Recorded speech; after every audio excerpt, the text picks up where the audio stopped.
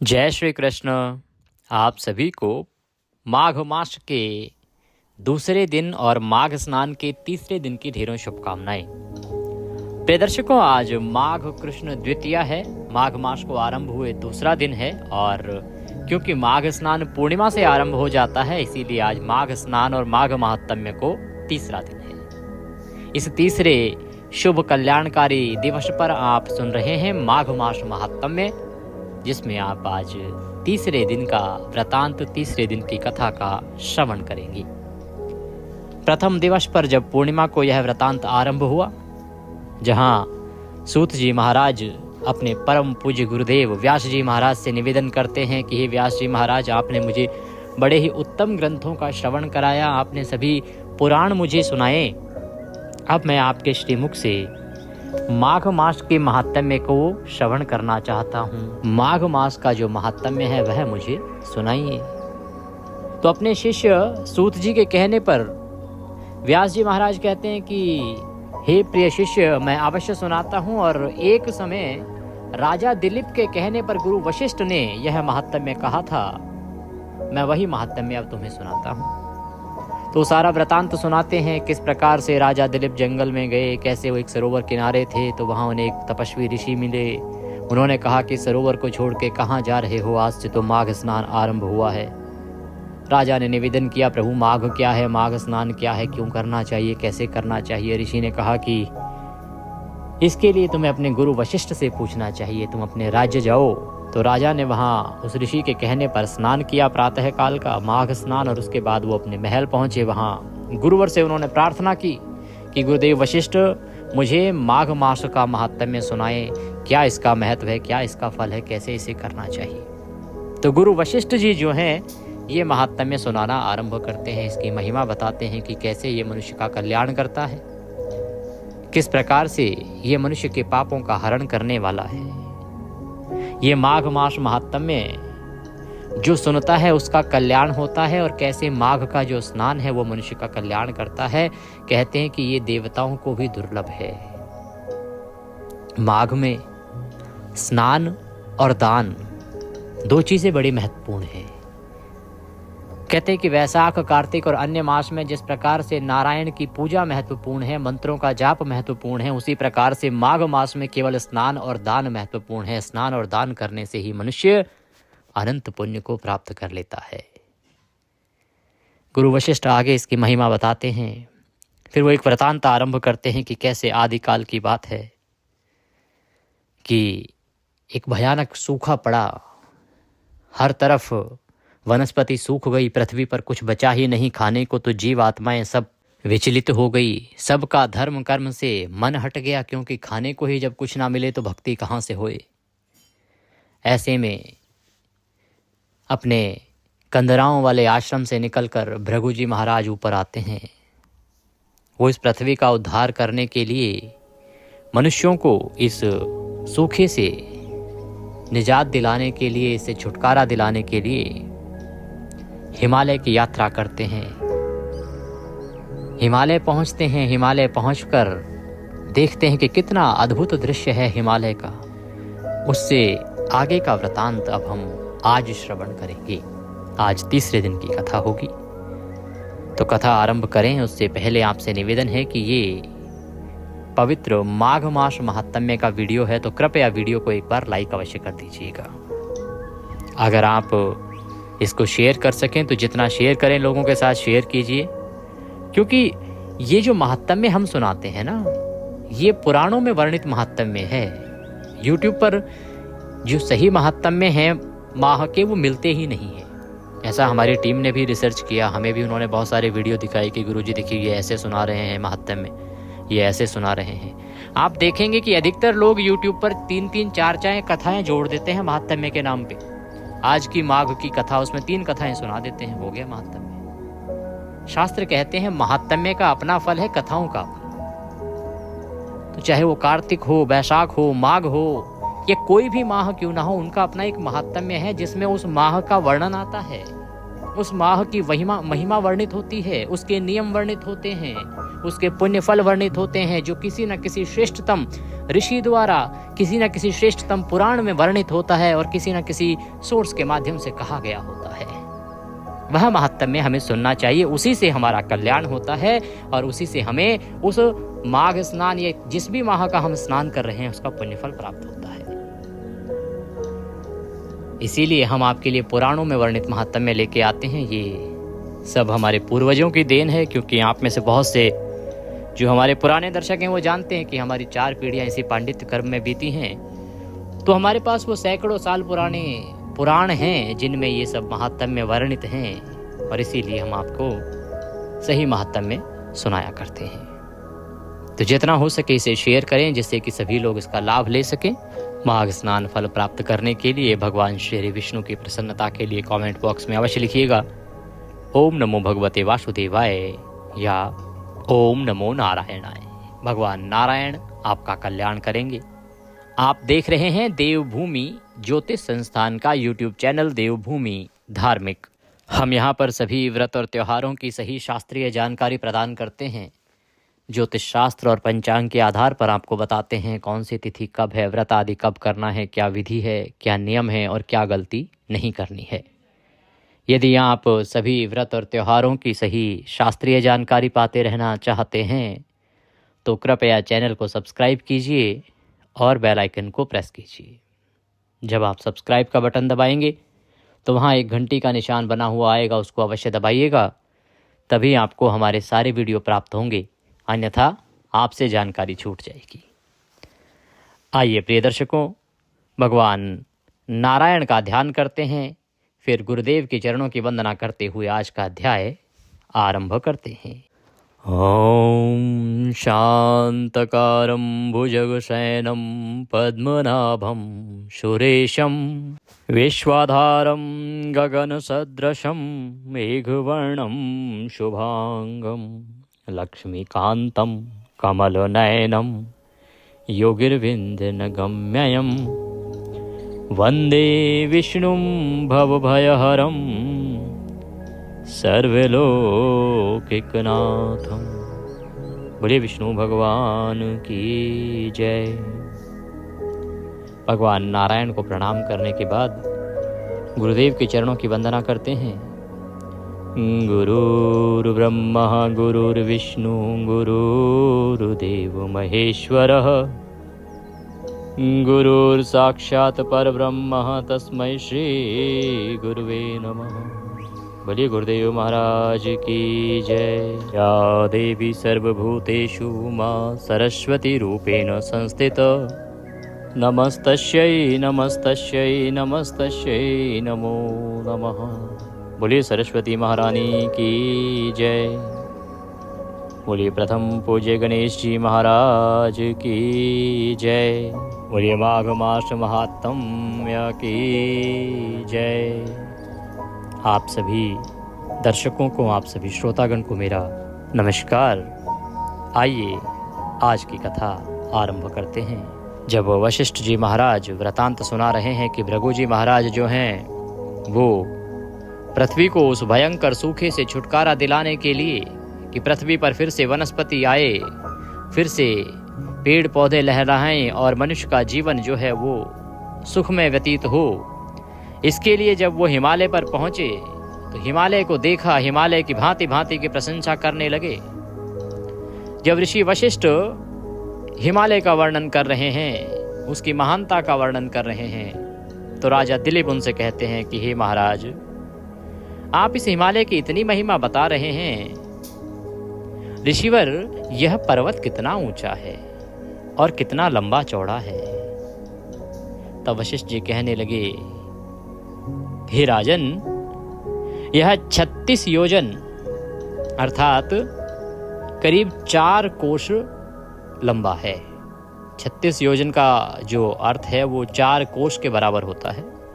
तो 4 कोश लंबा होता है, तो ये 4 कोश लंबा है और चोटी में ऊपर की ओर अर्थात पृथ्वी के तल से जो इस पर्वत की चोटी है वो 10 योजन चौड़ी और नीचे 16 योजन चौड़ा है। जो हरि, चंदन, आम, मदार, देवदार और अर्जुन के वृक्षों से सुशोभित है। दुर्भिक्ष से दुखी होकर इस पर्वत को फल और फूलों से परिपूर्ण देखकर भृगु वहीं रहने लगे और यहाँ पर कंदराओं, वनों और उपवनों में बहुत दिनों तक तप करते रहे। जब भृगु जी महाराज वहाँ पहुँचे, उन्होंने देखा कि वहाँ तो खूब सारे वृक्ष हैं, खूब सारे फल देने वाले हैं और उत्तम स्थान है ये भक्ति करने के लिए। तो वो वहीं बस गए। किस उद्देश्य से? जिससे कि भगवान की भक्ति कर सकें। और उन कंदराओं में ही, वनों और उपवनों में बहुत दिनों तक वो तप करते रहे। इस प्रकार जब ऋषि भृगु वहाँ पर अपने आश्रम पर रह रहे थे और भगवान का तप कर रहे थे, तो एक विद्याधर अपनी पत्नी सहित उतरा। वे दोनों अत्यंत दुखी दिखाई दे रहे थे। उन्होंने भृगु ऋषि को प्रणाम किया और ऋषि ने बड़े मीठे स्वर में उनसे कहा कि हे विद्याधर, तुम बड़े दुखी दिखाई देते हो, इसका क्या कारण है? तब विद्याधर कहने लगा कि महाराज, पुण्य के फल को पाकर, स्वर्ग पाकर तथा देवतुल्य शरीर पाकर भी मेरा मुख व्याघ्र जैसा है। मेरे दुख और अशांति का यही एक कारण है। न जाने किस पाप का फल है। मेरे चित्त की व्याकुलता का दूसरा और कारण भी है, वो सुनिए। तो जब भृगु जी महाराज वहां तपस्या कर रहे थे तो वहां पर एक विद्याधर आया। विद्याधर क्या होता है? ये लोग स्वर्ग में वास करते हैं, देवताओं के तुल्य ही होते हैं, परंतु देवता नहीं होते हैं। इनके पास अपनी शक्तियां होती हैं, मनुष्यों से श्रेष्ठ होते हैं और देवताओं के समान होते हैं और ये सदा स्वर्ग में वास करते हैं। इनके पुण्य कर्मों के फल से मनुष्य को भी ये स्थान प्राप्त हो जाता है। तो जब वह विद्याधर पृथ्वी पर आया, उसने देखा ऋषि को तपस्या करते हुए, ऋषि को प्रणाम किया। ऋषि ने उनसे पूछा कि आप इतने दुखी क्यों दिखाई दे रहे हैं, क्या कारण है, आप व्यथित हैं, परेशान हैं? तो उसने अपनी परेशानी का एक कारण तो ये बताया कि वो इतना सुंदर है, उसका शरीर जो है वो देवताओं के समान है, स्वर्ग में वो वास करता है, फिर भी उसका जो मुंह है, मुख, वो व्याघ्र के जैसा अर्थात शेर के जैसा है। इससे वो बड़ा दुखी है कि इतना सुंदर होने के बाद भी उसका मुंह शेर जैसा क्यों है। और कहता है कि महाराज, इसका एक और कारण भी है, वो भी सुनो। दूसरा कारण क्या बताते हैं? दूसरा कारण कहते हैं कि मेरी पत्नी जो है वो अति रूपवती है, बहुत सुंदर है, मीठा वचन बोलने वाली है, सदा अच्छे वचन बोलती है, मीठे वचन बोलती है, प्रेम से बोलती है, नाचने और गाने की कला में अति प्रवीण है। उसको पूर्ण रूप से नाचना, नृत्य करना, उत्तम नृत्य कला आती है, गाना बड़ा उत्तम आता है, उसका चित्त बड़ा ही शुद्ध है, सातों सुरों वाली, वीणा बजाने वाली, संपूर्ण कलाओं से संपन्न है। तथा उसकी विशेषता तो ये है ऋषिवर कि उसने अपने कंठ से अर्थात गाकर और वीणा बजाकर नारद जी को भी प्रसन्न किया है। इतनी अद्भुत है, मन से शुद्ध है, तन से शुद्ध है, सभी कलाओं में निपुण है, मीठा बोलती है। नारद जी तक को उसने अपनी कलाओं से प्रसन्न किया है, अर्थात उत्तम गुणों वाली है, सर्वगुण संपन्न है। कहते हैं महाराज, इतना ही नहीं है, मेरी जो धर्म पत्नी है उसने अनेक प्रकार के नाद बजाकर और वीणा बजाकर कुबेर को भी प्रसन्न किया है।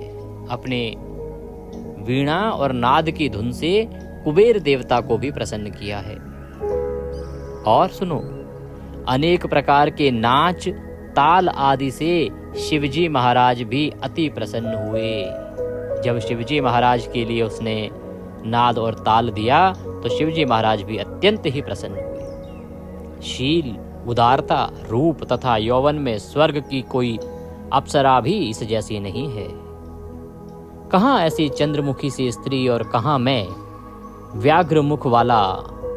यही चिंता सदैव मेरे हृदय को जलाती है कि भगवान, एक तरफ तो ये इतनी सुमुखी, इतनी प्रिय, इतनी सुंदर, और कहाँ मैं दूसरी तरफ कुरूप, जिसका मुंह व्याघ्र के जैसा है। ये मेरी चिंता का दूसरा कारण है। मैं इन 2 बातों से बड़ा दुखी हूं।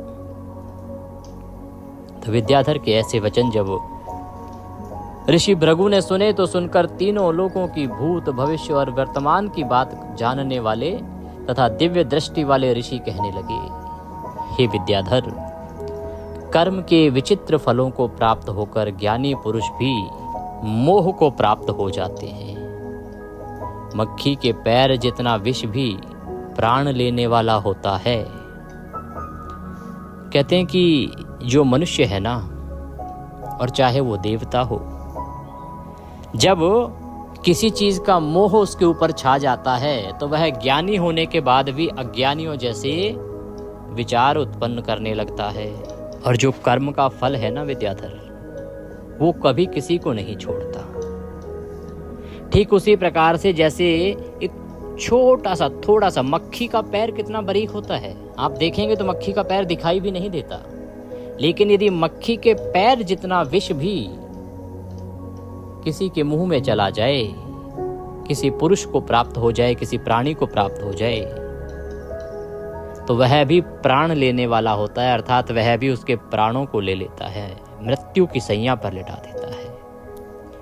उसी प्रकार छोटे छोटे पापों का फल भी अत्यंत दुखदायी होता है। हे विद्याधर, तुमने माघ मास की एकादशी का व्रत करके द्वादशी ना आने तक शरीर में तेल लगाया, इसी पाप कर्म से व्याघ्र हुए। एकादशी के दिन उपवास करके द्वादशी के दिन तेल लगाने से राजा पूर्वा ने भी इसी प्रकार से कुरूप शरीर पाया था। तब वह अपने कुरूप शरीर को देखकर दुखी होकर हिमालय पर्वत पर देव सरोवर के किनारे पर गया। तो ऋषिवर ने जो विद्याधर आए हैं उनका भूतकाल देखा कि आखिर इसने कौन सा ऐसा पाप कर्म किया है जिसके कारण इसका शरीर इस प्रकार का हो गया, इसका मुंह शेर जैसा व्याघ्र जैसा हो गया, कौन सा कृत्य किया है इसने। तो वहाँ कहते हैं कि राजन, मैं जो देख पा रहा हूँ ये यूं ही नहीं है, ये तुम्हारे पूर्व जन्मों का किया कर्म है। देखो किस प्रकार से एक समय पर राजा पूर्वा हुए हैं। उनने केवल एक छोटी सी भूल की थी। भूल क्या की थी कि माघ का महीना था, एकादशी का दिन था, उन्होंने व्रत किया, विधि विधान से व्रत किया, अच्छे से व्रत किया, और द्वादशी ना आने तक, अर्थात द्वादशी तिथि आई भी नहीं थी, उससे पहले ही उन्होंने अपने शरीर पर तेल लगाया। अब तेल लगाया, इसके कारण पाप उत्पन्न हुआ, क्योंकि इस दिन तेल लगाना मना होता है। और इस पाप के फल से वो व्याघ्र के मुख वाले हुए थे। और वही गलती तुमने की है। तुमने भी वही गलती की है कि माघ मास की एकादशी का व्रत किया, द्वादशी आई नहीं, एकादशी पर तुमने शरीर पर तेल लगा लिया, इससे पाप उत्पन्न हुआ, और उसके कारण ही, उसके दुष्परिणाम के कारण ही उसी पाप को तुम भर रहे हो। तुम्हारा शेर जैसा मुंह हुआ है। उसी प्रकार से राजा पुररवा भी कुरूप शरीर वाले उत्पन्न हुए थे।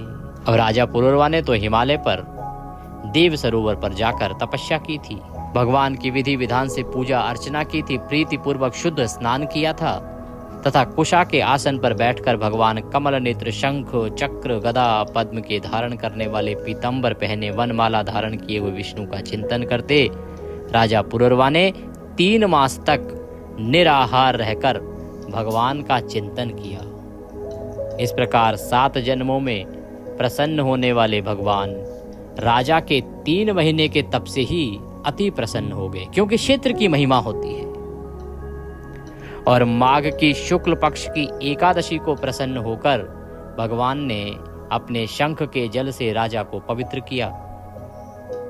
भगवान ने उसके तेल लगाने की बात याद दिलाकर सुंदर देवताओं सा रूप उसे प्रदान किया, जिसको देखकर उर्वशी भी उसको चाहने लगी और राजा कृत्य होकर अपनी पुरी को चला गया।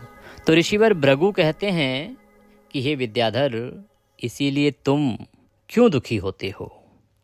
यदि तुम अपनी यह राक्षसी रूप छोड़ना चाहते हो तो मेरा कहना मानो और मेरा कहना मानकर जल्द ही पापों को नष्ट करने वाली हेमकूट नदी में माघ स्नान करो। वहाँ पर ऋषि सिद्ध देवता निवास करते हैं। वहाँ जब तुम स्नान करोगे तो उसके पुण्य प्रभाव से तुम्हें अवश्य ही इससे मुक्ति मिल जाएगी। इस माघ स्नान में बड़ी शक्ति है। इस स्नान के फलस्वरूप मनुष्य के बड़े बड़े पापों का नाश हो जाता है। जब ऋषि ने उसे नदी किनारे जाकर माघ स्नान करने को कहा तो उसने कहा कि हे ऋषिवर, मुझे किस विधि से इसका पालन करना चाहिए और क्या कर्म करना चाहिए। तो भृगु ऋषि कहने लगे, ये विद्याधर, तुम्हारे भाग्य से माघ मास आज से 5वें दिन ही आने वाला है। पौष शुक्ला एकादशी से इस व्रत को आरंभ करो। पौष शुक्ला एकादशी से। ये व्रतांत मैंने शायद पहले आपको उसमें बताया था, जब मैं आपको बता रहा था। एक वीडियो आपने मेरा देखा होगा जिसमें मैंने माघ स्नान की महिमा बताई थी और कहा था कि माघ स्नान कब से आरंभ करना चाहिए। तो माघ स्नान को पौष मास के शुक्ल पक्ष की एकादशी से भी आरंभ किया जा सकता है। मैंने उस वीडियो में भी कहा था। ये निकल गई अभी 31 तारीख को पुत्रदा एकादशी थी, तो 31 तारीख से भी इसे आरंभ किया जा सकता था। तो ऋषि कहते हैं कि इसे पौष मास के शुक्ल पक्ष की एकादशी से आरंभ करो और जब तुम इसका पालन करोगे तो भूमि पर सोना, जितेंद्रिय रहकर दिन में 3 समय स्नान करके महीना भर निराहार रहो। जितेंद्रिय रहना, जितेंद्रिय रहकर कैसे? जितेंद्रिय का अभिप्राय है अपनी सभी इंद्रियों पर जिसने नियंत्रण कर रखा हो, जिसने अपनी सभी इंद्रियों को अपने वश में कर रखा हो, सभी इंद्रियों को जिसने जीत लिया हो। हमारी जो इंद्रियां हैं, इन्हीं में तो सब लोभ, लालच, मोह उत्पन्न होते हैं। आप किसी वस्तु की लालसी हो जाते हैं, आप लालच करते हैं, आपको लगती है, प्रिय लगती है कि ये वस्तु काश मुझे मिल जाए। ये हमारी इंद्रियां ही तो कर रही हैं। आप स्त्री प्रेम में पड़ते हैं, ये हमारी इंद्रियों के कारण ही तो होता है। अमुक स्त्री मुझे मिल जाए, या अमुक वस्तु मुझे मिल जाए, या अमुक पुरुष मुझे मिल जाए, या अमुक स्थान, अमुक घर, अमुक जो भी चीजें हम सुख सुविधाएं चाहते हैं या जो भी वस्तुएं हम चाहते हैं, वो केवल और केवल हमारे इंद्रियों के कारण ही होता है। तो जितेंद्रिय रहकर मतलब किसी भी प्रकार का कोई लोभ, लालच, मोह हमारे मन में ना रहे। हमने सभी इंद्रियों को जीत रखा हो, मन में किसी प्रकार का लोभ, लालच, मोह ना रखें किसी प्रकार का, और भूमि पर शयन करें और 3 समय स्नान करें। 3 समय का स्नान कहा गया है, सुबह, दोपहर और सायंकाल को 3 वक्त का स्नान करना चाहिए। तो 3 वक्त स्नान करके महीना भर निराहार रहो। किसी प्रकार का आहार नहीं लेना महीने भर तक। भृगु जी महाराज कहते हैं कि सब भोगों को त्याग कर तीनों समय भगवान विष्णु का पूजन करो। जब तुम द्वादशी के दिन शिवजी स्तोत्र और मंत्रों से पूजन करोगे तो तुम्हारा मुख देखकर सभी चकित हो जाएंगे और तुम अपनी पत्नी के साथ सुखपूर्वक क्रीड़ा करोगे। कहते हैं कि इस प्रकार से पूरा 1 महीना आप अपना पालन करो। प्रतिदिन स्नान, 3 बार का स्नान, भगवान का ध्यान, भावनाओं पर नियंत्रण, इंद्रियों पर नियंत्रण, और इस प्रकार करते हुए जब 1 महीना हो जाएगा तो 1 महीने बाद आएगी माघ मास के शुक्ल पक्ष की द्वादशी। एकादशी का व्रत करोगे, द्वादशी को पारण करोगे, तुम्हारा माघ स्नान पूर्ण हो जाएगा।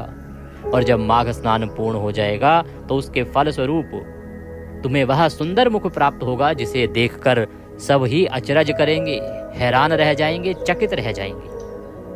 और उसके बाद तुम अपनी पत्नी के साथ सुखपूर्वक निवास करो।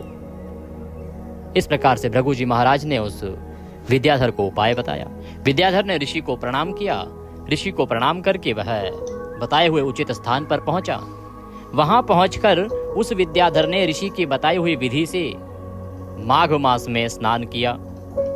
प्रतिदिन भगवान नारायण की पूजा करी। 3 पहर की पूजा और 3 पहर का स्नान निराहार रहकर उसने निभाया। गुरु वशिष्ठ कहते हैं कि हे राजन, माघ मास के प्रभाव को जानकर सदा माघ में स्नान करो। पाप, दरिद्रता से बचने के लिए मनुष्य को सदा यत्न से माघ का स्नान करना चाहिए। स्नान करने वाला इस लोक तथा परलोक में सदा सुख पाता है। कि हे राजा दिलीप, जब माघ मास की महिमा जान लो, उसका प्रभाव जान लो, तो तुम्हें माघ मास में स्नान करना चाहिए, माघ स्नान करना चाहिए। इसको करने से मनुष्य का पाप नष्ट होता है और दरिद्रता से अभिप्राय है जो आपके यहाँ कंगाली की हालत हो जाती है ना, दरिद्र हो जाते हैं, आपको ना खाने को अन्न मिलता, ना पीने को पानी मिलता, ना पहनने को कपड़े मिलते। जब आप दरिद्री हो जाते हैं, वो सभी दरिद्रता और पाप आदि दूर हो जाता है यदि आप माघ मास का स्नान करते हैं। तो इन सब से बचने के लिए, दरिद्रता से बचने के लिए, परेशानियों से बचने के लिए और पापों का नाश करने के लिए मनुष्य को माघ मास का प्रयत्न पूर्वक स्नान करना चाहिए।